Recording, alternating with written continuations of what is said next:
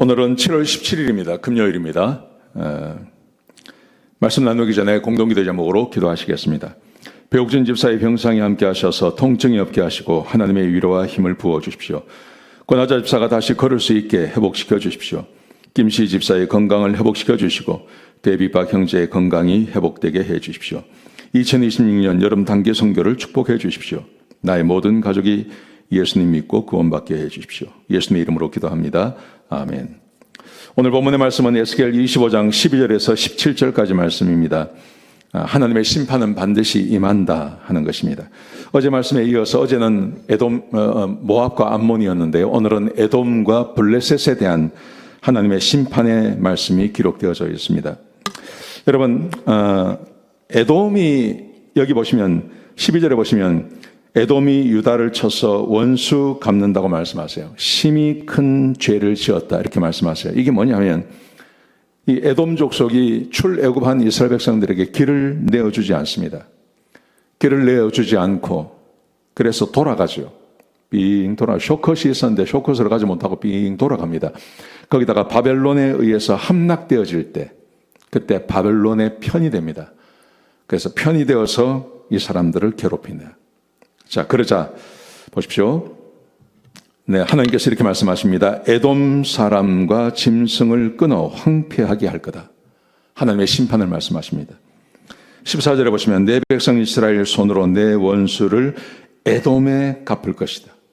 그렇게 말씀하세요.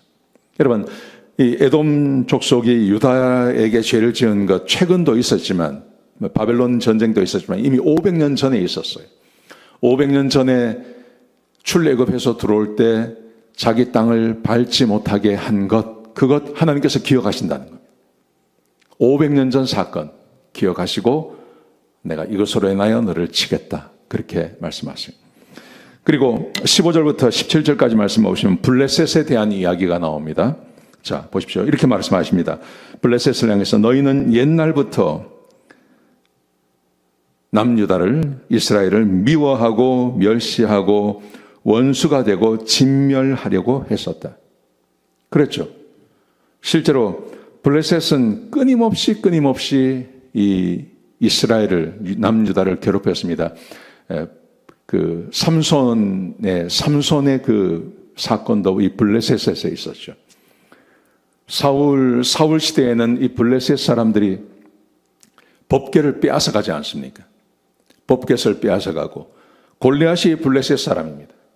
골리앗도 이 블레셋 사람이고 하여튼 이스라엘에게 계속해서 나쁜 짓을 했어요. 하나님께서 이것을 기억하시는 것입니다. 너희는 옛날부터 이스라엘을 미워하고 멸시하고 원수 맺고 진멸하려고 했다. 그러므로 하나님께서 말씀하십니다. 이렇게 말씀하세요.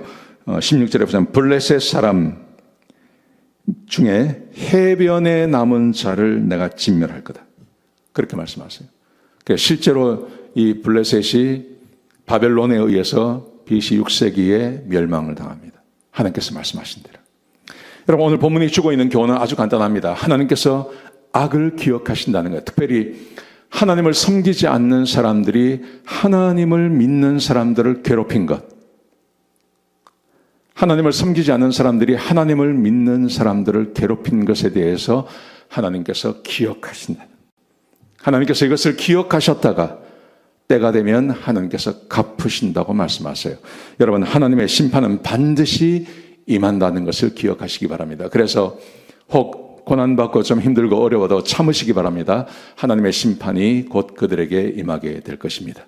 이 말씀 꼭 기억하셨으면 좋겠습니다. 기도하시겠습니다. 아버지 하나님, 귀한 말씀 주셔서 감사합니다.